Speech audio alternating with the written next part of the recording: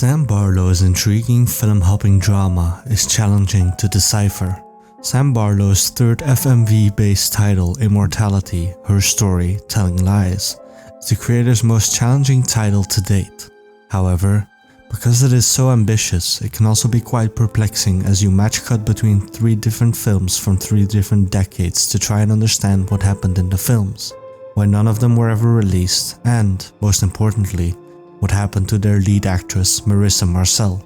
Even if you finish the game, there's a significant possibility you won't have watched all 200 plus of the game's footage because the plot develops non-linearly. There are numerous eerie videos showing a blonde androgynous lady and a man, credited as the one and the other one respectively, as well as clips where pausing over them causes the scene to change into another reality that we'll refer to as the Subverse. These 2 are essential to the story, and we'll discuss them here as well as their respective themes.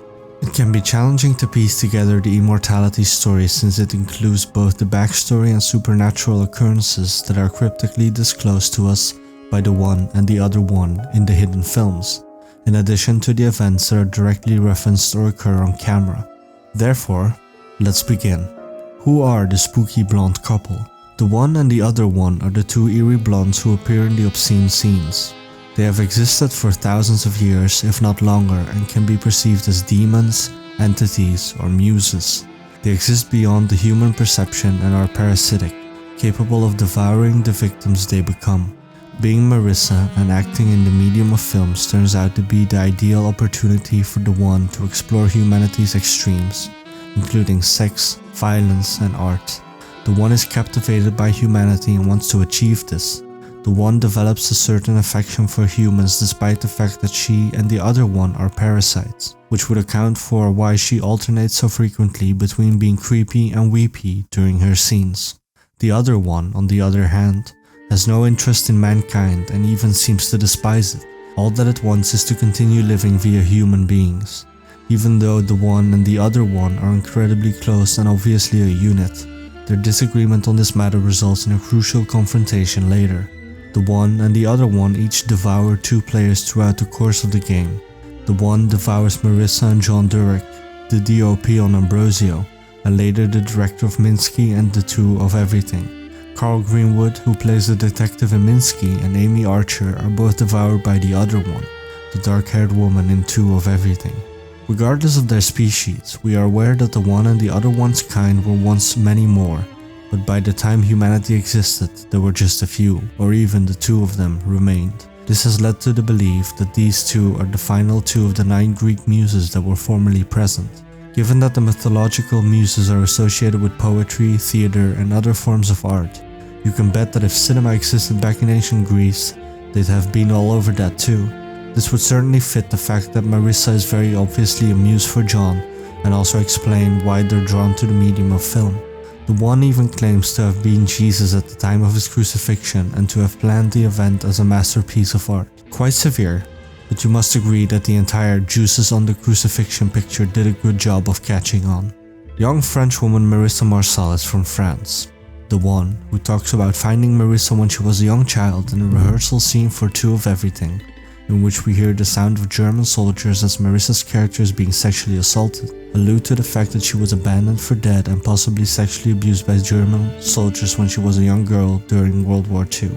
When the one saves Marissa, she effectively transforms into Marissa, using her body as a conduit for integrating into the human world. The one is drawn to the extremes of human expression, including sex, violence, and the arts, which explains why Marissa and she are drawn to the kind of films that they wind up appearing in. Ambrosio, Marissa's debut full-length film, is a gory, sinfully delicious giallo-style drama about a Catholic priest who exploits his position to sadist-base his urges. It comes out that a lady acting as a fellow monk and who has made a deal with Satan is the one manipulating him. Director of photography John Durick and Marissa, or the one, fall in love while filming. We discover through the one that the film's director John Fischer stole the negatives, which is why the movie was never released. The 1970 film Minsky gave Marissa her next chance to become famous actress. In it, she plays Franny, a famous artist ex-lover who is found dead with his penis severed. Carl Greenwood plays a hotshot New York detective whose investigation into a case takes him into a drug-fueled, sexually liberated underground art scene and into a romance with Franny. Franny and John appear to be grooming the more conventional Carl Greenwood, who is also the other one, for the role while Minsky is being filmed by giving him drink and narcotics. The other one starts playing Marissa off against John during the filming of Minsky, claiming that John doesn't appreciate her input on the film, which she is this time co-writing. The one's relationship with John appears to make the other one envious. Carl Greenwood is killed in an accident while being filmed with a pretend gun and goes off and kills him. Although this was a tragedy in the actual world, it is apparent from the conflict between the one and the other one in the Subverse that the one killed the other one, Carl. The actress Amy Archer, who will play the lead role in Marissa's final film, Two of Everything, later finds the video of Carl, or the other one, passing away and watches it, becoming a host for the other one to return. Filming on Minsky is stopped as a result of Marissa's disappearance and Carl's death while on set. Marissa, or the One, reveals her true personality to John during the filming of Minsky, and John is not pleased with the concept that he's having sexual relations with some kind of parasitic monster. The One then chokes and devours John, turning him into himself and making Marissa vanish. When watching the subversive version of the sequence and seeing the One in Minsky's place on the talk show interview with John Durick that followed Minsky, there is some strong support for this.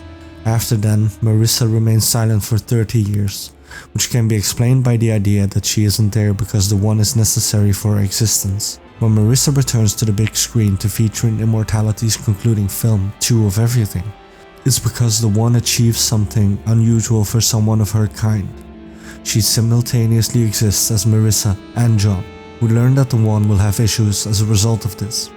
A body double for the well-known pop artist Maria, both portrayed by Marissa, in the typical Shockley 90s movie Two of Everything, wants vengeance after learning that Maria was murdered. Notably, Amy Archer, who is currently romantically linked to John Durick, also appears in the film.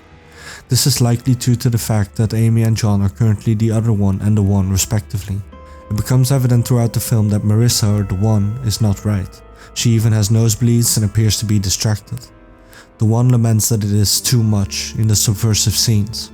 In a particularly unsettling bar scene toward the end of the film, Marissa appears to be unable to carry the weight of having to be two persons at once, as she begins to bleed heavily from the head and collapses.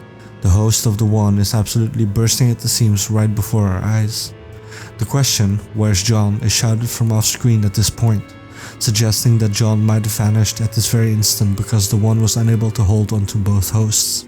Amy gently hangs onto Marissa as she bleeds, perhaps because the other one, who is inside Amy, is aware of what is occurring. Marissa appears to be either dead or in a semi-vegetative state at this time. She only appears in one more scene and she is entirely motionless, indicating that she might have expired as a vessel. After viewing enough clips, you'll finally find what may be considered the last scene. She expresses the wish to be immortalized by passing away on screen like the other one did in the past because the One can no longer exist via Marissa and John is no longer there. Marissa, who is now vegetative, is doused in gasoline by Amy, or the other one, before being set ablaze. The game will finish if you watch the several distinct subversive layers in this clip. Following this scenario, the One's face gradually takes over the menu from which you can see the clips. She merely states, "I'm part of you now," after taking up your entire screen, meaning that you, the player, are now serving as her host. Really nice, huh? But what about everything else? There are a number of subversive sequences that show things that don't make sense. As an illustration, at one point we watch the One killing Ambrosio, and in another hilariously subversive moment we see everyone reading for Ambrosio while they are all naked and the One having sex with Robert Jones, the actor who plays Ambrosio, on the table. These scenes most likely take place in a parallel reality where the One inserts herself more directly into the scenes rather than our reality. Her thoughts of integrating with people through sex and violence, those delightful human attributes, may have given rise to this parallel universe, which is essentially incidental to the main story. And that is the story of Immortality. Thank you for listening, and I will see you next time.